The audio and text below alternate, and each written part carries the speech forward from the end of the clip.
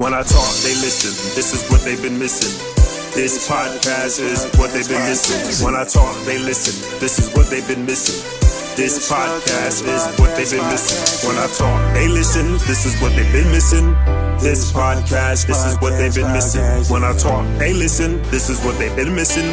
This podcast is what they've been missing. Word.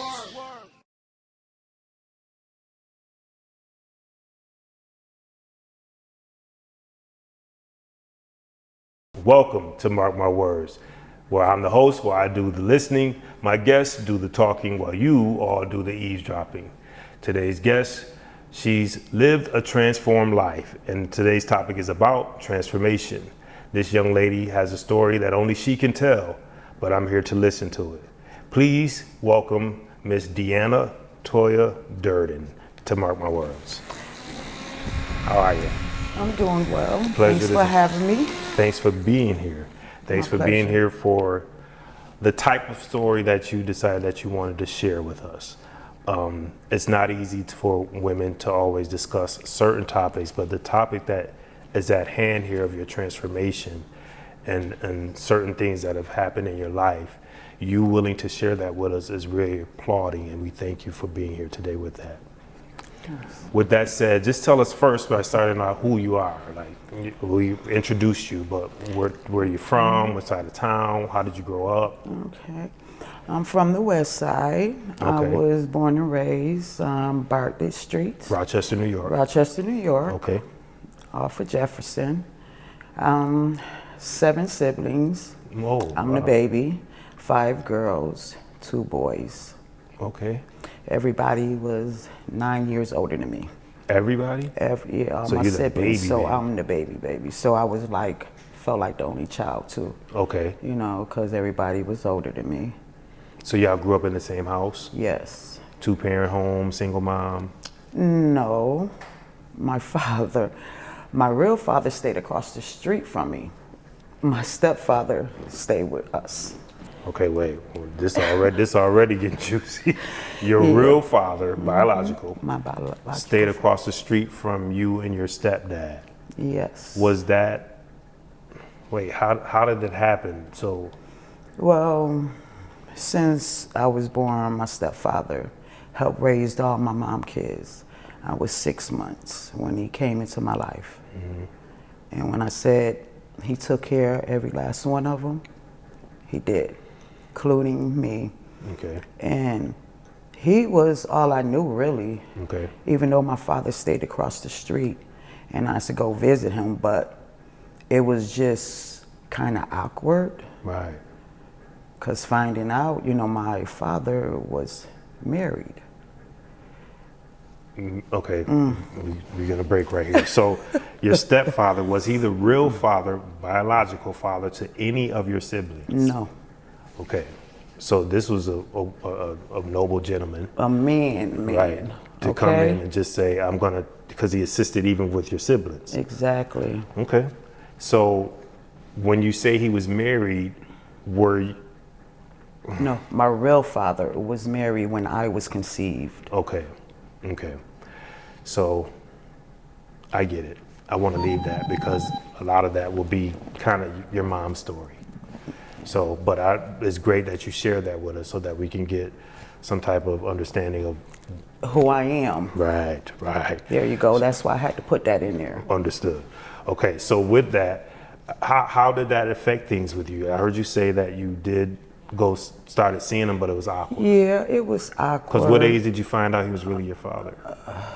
I knew he was my father. Okay. He never not claimed me. Okay. I used to see him all the time. He stayed right across the street from me. I used to go with him on the weekends, you know what I'm saying, hang out with him. Okay. But I was closer to my stepfather than my real father. Okay, of course. And so now, about what age do you say that you started to, did he ever assist you in life beyond your stepfather? Yeah. So your father did start assisting you about what age? Yeah. About 13. Still living 14, across the street from you? Still staying across the street. Okay. Yeah. So he started assisting in your life then, and was there ever some type of like that you bitterness towards him to you, or did you have to get over? I did. It was a lot of bitterness because I felt that he could have did more. I was his only child. Okay. And I felt that he could have did more, you know. He had a great job, you know what I'm saying? He worked at General Motors. He fixed on cars, he painted cars, he did body work. Okay. So he made good money, but I didn't know it was because he was still married. Right. That kind of, you know what I'm saying, made things awkward. I can remember going over his house and he can be talking on the phone. And it was his wife, his ex-wife. Okay. So they still had communication with one another, you know what I mean? And he would ask me, you know, she want to speak to you, and we'd be on the phone talking, and she just asked me how I'm doing, and he just said, you know, that's a friend of mine. I never knew it was his wife, though. Wow. So did that ever make you feel some type of way, like with men, if you will? Because you're 13, you're competent now. A lot of things make me feel different about men. Since I was the youngest of 7 siblings, and seeing how my sisters were being treated by their men, by me being the youngest, and I was very observing. Just to come home and seeing my sisters with black eyes. Another sister couldn't even really hang out or do anything. Or if I go over there, I didn't want to be over there because of the guy that she was with, which is, you know, her kid's father. It was just a lot. And then my brothers, they were no good men. The two that you had? The two that I had. They was loving and caring, you know, they took care of me, they looked out for me. You know, if my mom was working or whatever, because that's all she did was work a lot. But the way they used to cheat on their girls and beat them up, I always said I would never be like my sisters, and I would never deal with a man like my brothers. So that made me who I was. Like, I don't care. Like hard on the outside. When it comes to men and relationships. So a lot of relationships didn't last. Because I'm not gonna settle. I hear that. You know? Only pilgrims settle. And just seeing the hurt and the pain. I'm not going through that ever. Right. So with that being said, with the hearing the story, but it sounds like the only noble or model relationship you saw with a man was your stepfather. Yes. And he treated your mother right, obviously. Yes, he did. Like financially, he made sure we was good. He made sure she was good. But as I got older, I started seeing patterns that, you know, he was cheating on my mom. I have to be in the middle of it because I'm his baby, and she know if I was with her and we go to this lady house, he gonna come home. So I started seeing that, you know, and I still love my father because he's still my stepfather, because he still held it down, you know, even though things didn't work out with him or my mom. Even with his imperfections. And even when he even moved out, he never once act different. Whenever I needed something, I had it. I was spoiled as a child, you know, so I had everything a kid would ever want. Okay. So about what age do you say you started, like, leaving outside of the house and starting to know friends outside the home, and started what they say, you know, starting to smell yourself and choose your friends and start hanging out? Well, I only hung with people that I knew. Okay. Which was Around on my street. Okay. Like at that time, what street? Bartlett Street. Okay. So like my older siblings used to watch my friends used to watch my friends, because I had an older sister that was best friends with one of my friends. Okay. So we was like family. So they was all I knew.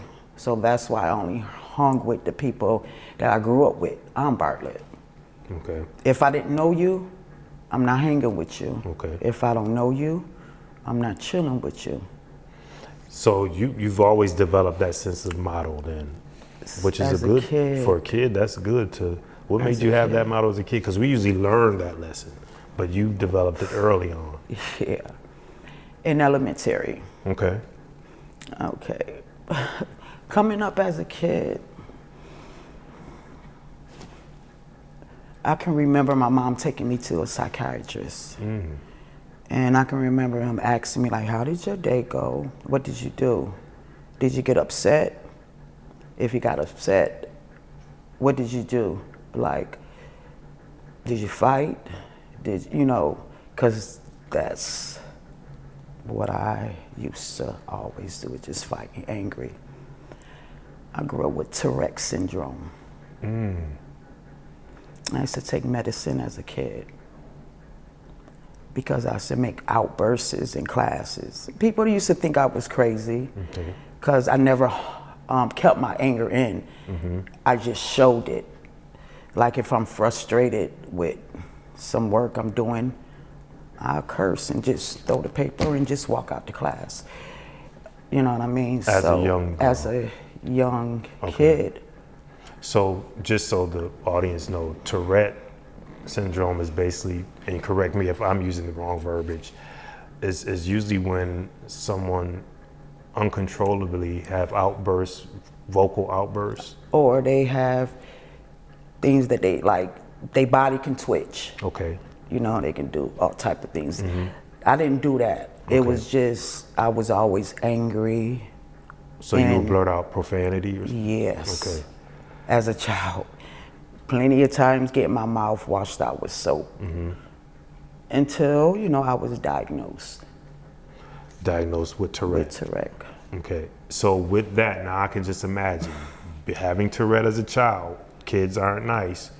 So they're what they're calling today bullying you, but teasing you, drilling you back then. So you probably stayed defensive and angry. Always. Having Tourette. And I always had to defend myself. And it wasn't with the girls, because I would fight a female and they'll go get their brother or they go get their cousins. So I'm fighting boys. I'm getting jumped by boys. So you just have, I feel like I have to apologize to you sitting here as a man. Like you just been having so many wrong, interpretations or even wrong meetings with men, starting from day one. Starting from day one.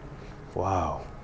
So how did you soon to get over Tourette? Because talking to you now, since I've been knowing you, I've been knowing you years and I didn't notice that. So did that go away at an early age? The medicine helped? What was it? Once I started high school. Okay, when I met you. Yeah, I begged my mom to take me off. Really? Because I didn't want to have to go to the nurse's office and go and take, you know what I'm saying? It was just, by me going through a lot in elementary, okay, I'm about to go. High school, yeah. So it's going to be totally different. I begged her, cried. And she finally took me off. But as I got older and started having kids and just thinking about my life, I shouldn't have never been taken off. But explain why, if you're sitting here today not twitching or having outbursts. Because the outbursts and like, even if I did have a twitching, it's because someone disrespected me. Okay. So, fight. Okay. That's why I fought a lot. That was something that I loved to do, is fight. And I know now that was a problem because of what I had. So it went into anger. Okay. You see what I'm saying? Instead of making outbursts and instead of, little twitches or whatever, I put hands on people. So would you say now, sitting here today, that you were like what would be deemed as a troublemaker? Yes. Okay. Yes, a And that's troublemaker. good that you can admit that back then, that you were a troublemaker. I was a troublemaker. You would be deemed what they say a bully. Yes, but I only bully the bullies. Right. That's no, for real. Right. I only bully the bullies. Right. One thing about me, I have a loving and a caring heart. So you didn't like seeing other people bullied. You were And being other people hurt. So basically, you were being heroic to people. I can remember being in school, and it was a Jamaican girl, and she had the dreads, and it was long, and she had them up, and people, they used to tease her and her sisters now, and they used to sit at the lunch table by themselves, and I could see them cry, and I used to go over there. Like, I was the type of person, I would go over there, talk to them, make them feel better. If you need me, I'm right over here. I know. My classroom is right there. Right. My name is Toy. So you let them know. Right. I was like that. You know what I mean? Because I just didn't like to see an innocent person who haven't done nothing to nobody being hurt or bullied. Okay. Bully, you understand what I'm saying? Because I had to go through that. I was gonna say, you know what it was because you've been through it. Wow. So, hearing you went through life a little angry often. Yeah. And so, I also heard you say you didn't settle for any man to just do whatever to you. So, speaking of Jamaican, when you say, didn't you used to date one once upon a time? Yeah, I dated a Jamaican. It took over a year, though, to get one because my best friend, she was Jamaican. Okay. So, she had her Jamaican boyfriend. And, the things you used to hear about, how Jamaicans, they obsessive.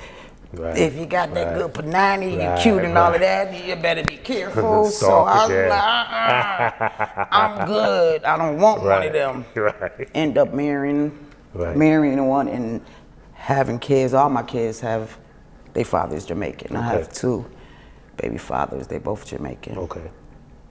So with that said, you went through something in life, and rumor had it, but you're here to set it straight, that a lot of it came behind one of those choices of husbands. Is that true? The lifestyle. Okay. It really didn't start with him. Okay. See, you It can didn't bring start you with helping him. us. Oh my God, it didn't start with him. Okay. I was raised around hustlers, pimps, and hoes. Okay. Literally. My godfather was Italian. He was a mob.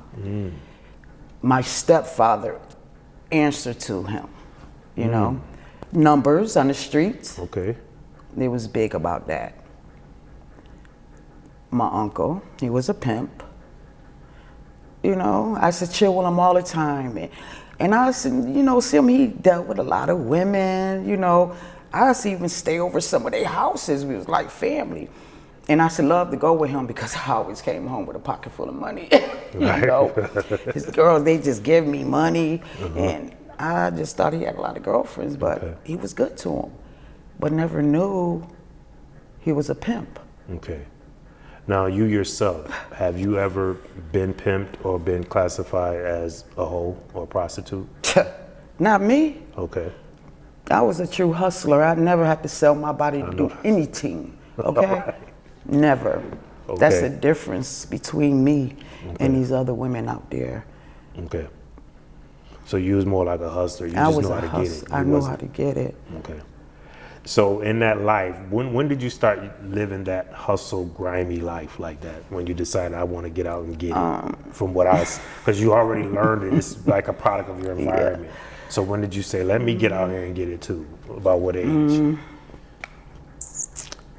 About 17. Okay, early. 17. And this is so interesting because you've always been like, and still are, like the pretty girl in the neighborhood. So people look at pretty as soft and you know what I'm saying, and Yes. like and innocent, and those are kind of the adjectives that go with pretty.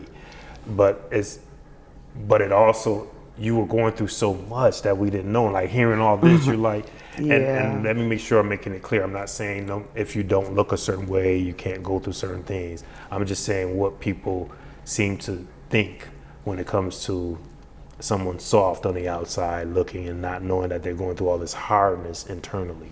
Right. So how did you look at yourself like that? Did you look in the mirror like, I'm at times, did you ever think like, well, I'm a pretty girl, I shouldn't be bullying, or I shouldn't be this mean or bitter? Did that ever cross you? Yeah. Okay. It did. It hit me when I ended up getting kicked out of school. Okay. That's when it really hit me hard. Okay.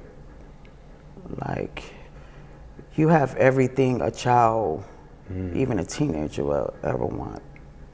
You had it all. I didn't have to go to the streets. You understand? Right. I never When you had say to you do spoiled, that. right. I was spoiled. So talk to those people then, because that's so good. I want to start right there when you say I didn't have to go to the streets, because so many people today do Go to the and streets. we be like, and we'll know them personally, and we be like, but they grew up like this and that. So what made you go that way when you said I was spoiled, I had a good stepfather, a mother that gave me everything? Why did you go astray?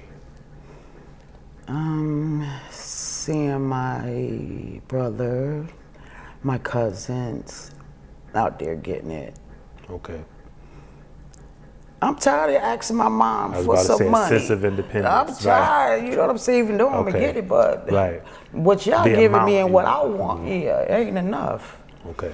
So it was this Jamaican guy that used to sell cocaine.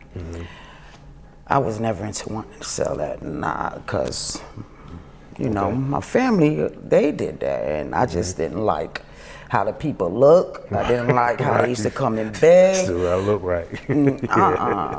I stick to the weed. Okay. So what I did was, this Jamaican guy, he fronted me some cocaine. Okay. And I was like, okay, if I want to get weed on my own, I have to start from somewhere. So my brother, he usually leave by 5, 6. Okay. He ain't out in the streets if it's dark. He's gone. Okay. He on the street. He come in more about 7 in the morning, and he out by 5. So what I did was, at night, you know, they'd come. Oh, I got my brother's stuff. So that's how I made up enough money to buy my own pounds for weed, and that's how I started off. So even seeing how fast and how economical it was to sell cocaine, what made you still say, well, I want to demote to weed still? Because at least you got a taste of seeing how fast I heard you say you how it made people look. But Right. How would you start off selling cocaine and then go down and say, well, I'm going to push this weed? Because my brother was big in Rochester. Okay. I mean, he was big. And hearing them saying they want to snatch my mom up. You know what I'm saying? To get some money from my brother and stuff like that. Ransom, trying to hold your mouth. Yes. I'm like, and then not only that, you doing some time. Yeah, with that. I ain't- Shit. Like football numbers. Right. Okay, weed, that's totally different. Okay. That's a different Especially level. today. Exactly. I'm like, nah, Okay. they can so have that. Okay. So you started with doing that. well selling weed. You started doing well. Yeah. Okay. And how long would you say you did that? I did it for a year. Just, you know, me doing me. And then I met a Jamaican who had a restaurant across the street from Bartlett in Jefferson. Okay. And he came from New York City. Okay. So I already knew Jamaicans even before him. I was always around them as, you know, as a kid. My brother, he dealt with them, so that's how I knew them. Okay. So, and I went to school with some of them, which I didn't even know they was Jamaican because they didn't even talk it until they got around their family. Okay. You know, even like my best patois. friend. Okay. Yeah, until they got around their family. And then, like, one of my friends who's Jamaican, his father introduced me into my husband. Okay. He introduced us together. But He it was took older him than you? 10 years. Okay. So now you're into this lifestyle, and you're out in the streets. You off the porch. You outside. Yeah, I'm outside. Right. So now you keep getting the rep. I'm pretty sure people in the neighborhood like Toya getting to that money. Like you looking a certain way, even though you always look one way with the way your parents kept you. But now it's like you said, you got more money, so you get more what you want. So now people are looking at you outside and probably thinking, putting together what you have. There came a time in your life where you had like a situation that happened to you that we all had heard about in the streets and was kind of thought that it was like near and dear to almost not having you anymore. Do you care to expound on that? Tell us about that situation. Okay, so as soon as my husband got deported, that's when it happened. Okay. They knew who was getting deported. Okay, she's a target now. Okay. So I just had my baby. She was 1 month. And I hear knocking at the door. It woke me out my sleep. On what street? It was off Genesee Park Boulevard. So it was still kind of in the hood. In the hood, Middle class, a little more. Exactly. Okay, go ahead. Somebody came knocking at my door. Like I said, I just woke up. I just had a t-shirt on. You know, I had my bra and panties on. And I had my baby in my hand. And I went to look out the door, and I thought it was the RG&E guy. So I opened up the door. He just bum rushed in with the gun on me, and I got my baby in my hand. And I'm saying to myself, like, this can't be happening.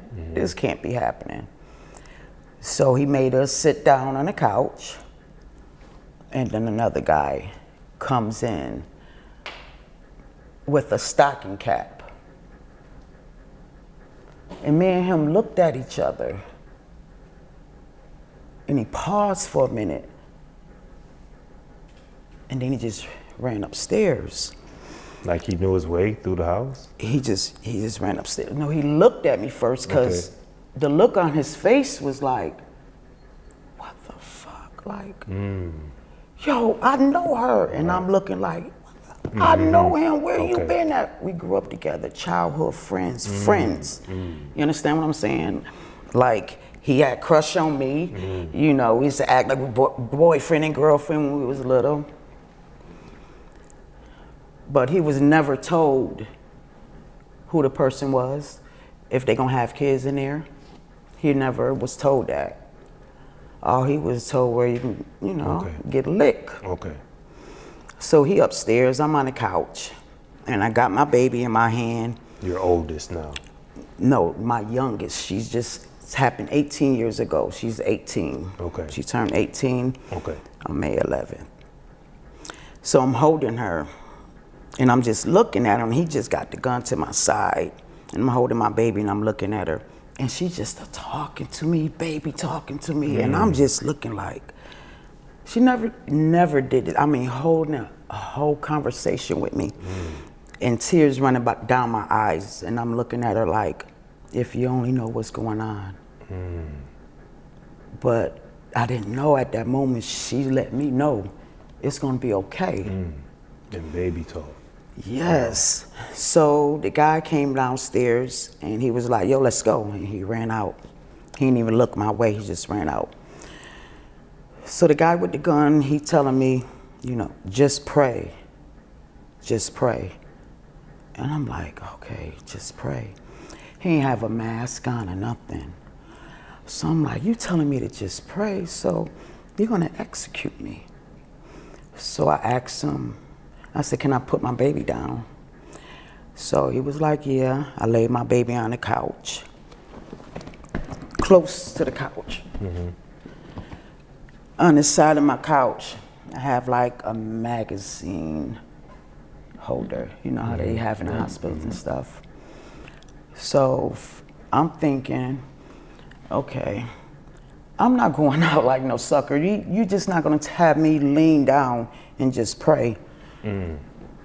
I'ma fight. You understand what I'm saying? If I die, you're gonna have marks on you. They gonna know who you are. So this is everything I'm saying to myself. So after I put her down, he still got the gun. And I just grabbed the magazine holder and start hitting him with it. And we tussling, going back and forth. Then he started pistol whipping me. I'm still up, still tussling with him.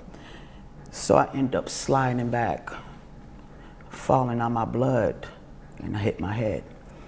And he just leaned over me and shot me twice, close range, and ran out.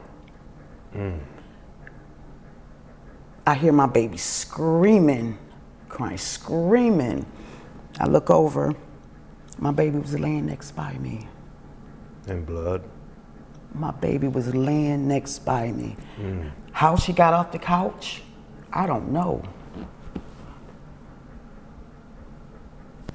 That was God. So after that, my niece was in the room. So she was trying to get out the door, come out the door, but her door would not open. Her door wouldn't open. So I'm on my knees and I got my hands down and I just start Spitting up blood? spitting. Listen, I'm spitting and I'm spitting out blood, but I'm also spitting out my teeth. I said, this motherfucker done shot my teeth out. I jumped up and started running after him out the door. So wait, he done shot you twice. So one of them was clearly in the mouth. Head, face, neck. And you was able to get up and chase him, Toy? Yes. He shot you 3 times. He shot me twice. Twice, rather. The first time the bullet went through here. The second time it went through here. The mark that's there, I Through see. here, you see Okay. it. And you got up. And I got up and I started chasing after I him. know he was thinking like, this the Terminator? Because I'm already tussling with her in the house. Yeah. And what made me stop, I started feeling lightheaded, Right, losing dizzy, the and I blood. started, and I walked back in the house and my niece holding my baby. And she just looking at me like she's shocked. And it felt like my whole face was blown off. And I'm like, go get me a towel, go get me a towel. And she wouldn't move. She was just stuck. I said, go get me a towel. She went and grabbed me a towel. I just put it on my face and I said, call 911. She was still just in shock. Yeah. And I said, I'm okay. I'm okay. You know, I had the towel on my face and I'm like, I'm okay, I'm gonna be okay. That's when she called 911. And I sat on the porch and waited till the ambulance came. The lady upstairs, which I love her so much. Today still, right? Today still. A shout out to the lady upstairs. Yeah, she grabbed my baby and held my baby until my mom and them came to the house because the rest of the kids was in summer school. Okay. So I end up, you know, they rushing me to the emergency. Now I'm like, this pain felt different from the first time I got shot. I didn't tell you that. I got shot in the neck with a .45 at 18 for the same person who got me set up to get robbed. The same person that got you set up to get robbed. You got shot for them. Her. For her. Was she an alleged friend? Alleged. Alleged. When I say When it comes to loyalty, I'm loyal. I'm loyal. What's your zodiac? I'm an Aries. Okay. So I feel that if we hanging together and you have beef with her, you have beef with me, period. So the situation that happened with her, I felt it was disrespected. Okay. Because you know my brother, you hang with my brother, you know who I am, and you know I don't play that. So what y'all did to her, it was like you did it to me. So we went for revenge, and I ended up getting shot in the neck with a 45. Almost died. If I wouldn't have got 2 more inches to my neck, I would have died instantly. Was it a female that shot you or a male? A male. Okay. Here go these males again with you. I'm sitting here listening again like... All men, okay? Yeah. All men. I'm sorry, Toya, that you went through all that. But I'm glad hearing this, you still found a way to love men because you married twice. Once. Oh, you married once. And I'm a widow. My first child, her father, he's still living. He's in Jamaica, but the rest of my kids is by my husband. Okay. Which, you know, was murdered. Wow. You just been through a lot, and that's why I said transition is so important that these people know, because you still sit, you look well, you live different, right? Can we say that? When we say you live different, explain how you've changed. How did you transition through all that? Like, what are you doing today?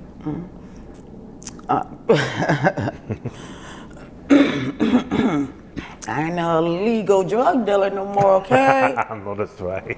All right, I'm a pharmacy technician, been there, Walgreens Hey, for that's 14 years, 14 years. That's what's up. Yes. Okay. You know, hold it down, I have my own house, paid Okay. for everything. You know, I have beautiful grandkids. Okay. All my kids are doing well, every last one of them. They ain't out in these streets. All right. Okay, my son, he's a flight attendant that worked for Delta.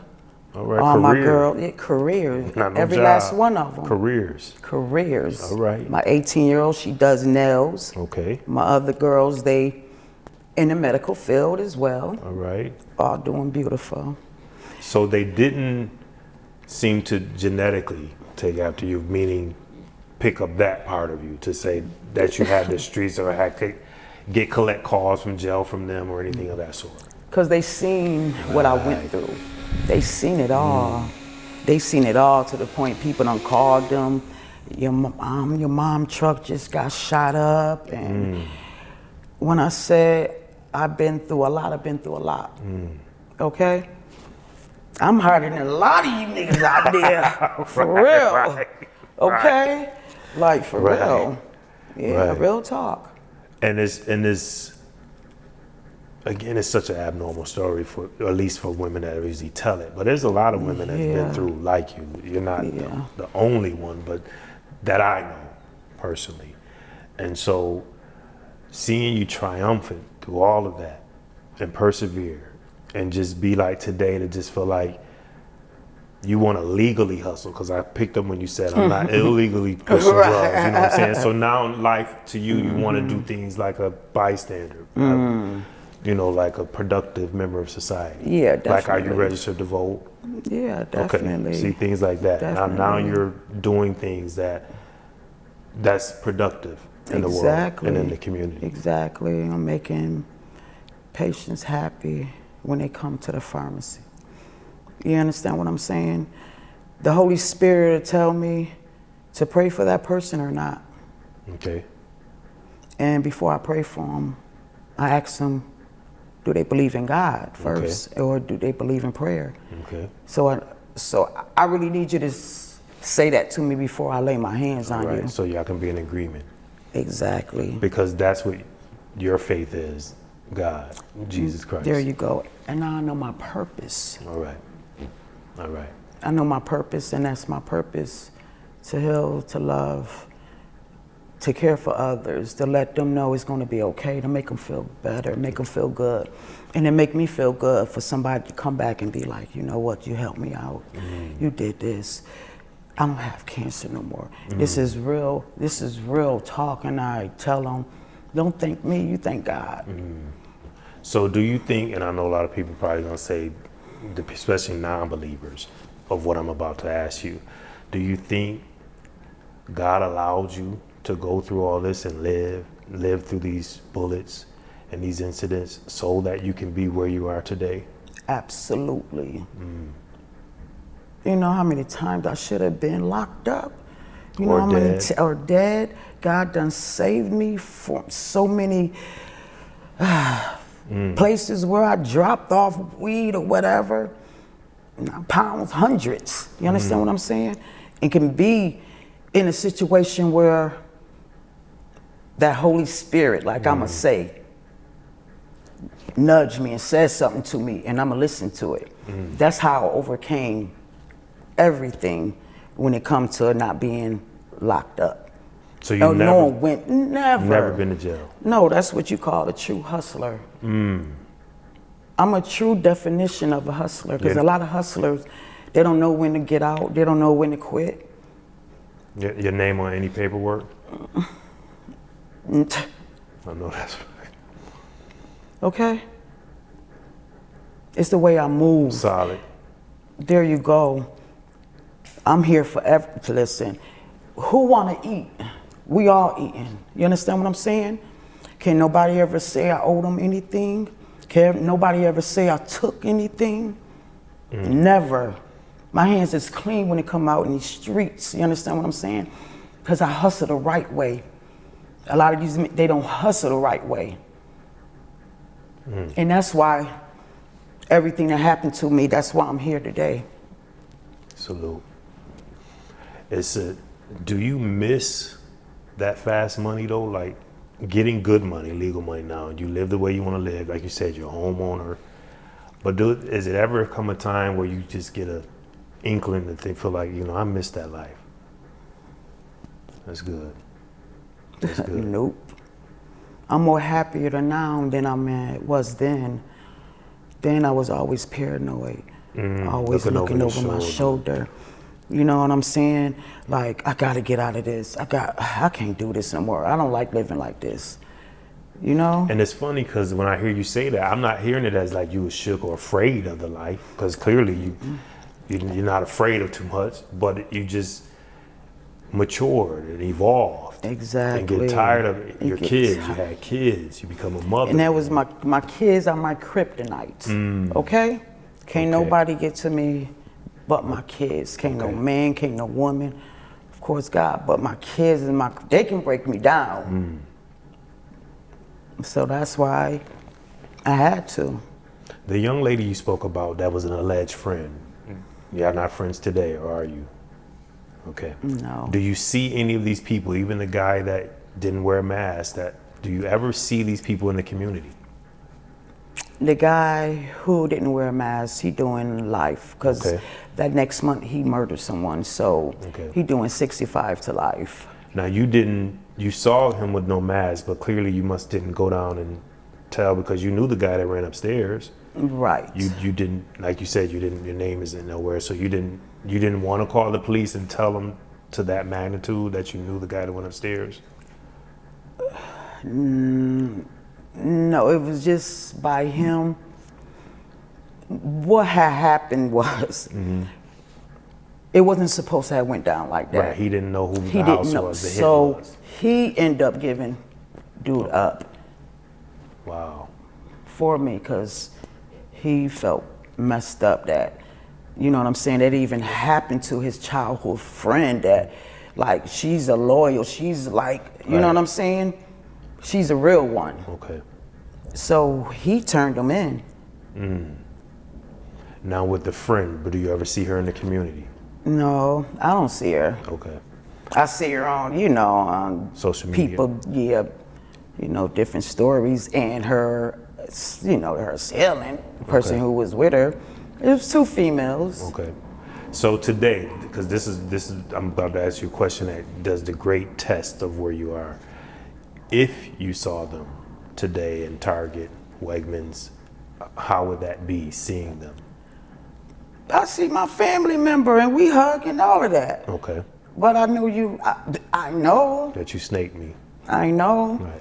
But how can I ask God to forgive me if I can't forgive the next person? Because I know that person done asked God to forgive me. He forgave them. So why should I still have that animosity or feeling, the hurt and the pain? Because I wasn't mad or angry about the situation. I was hurt. Disappointed. Yeah. I was hurt more than anything. Wow.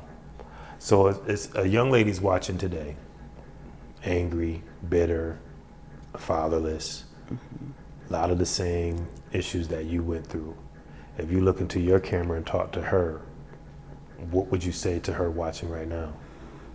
Choose your friends wisely. Don't think everybody is your friend.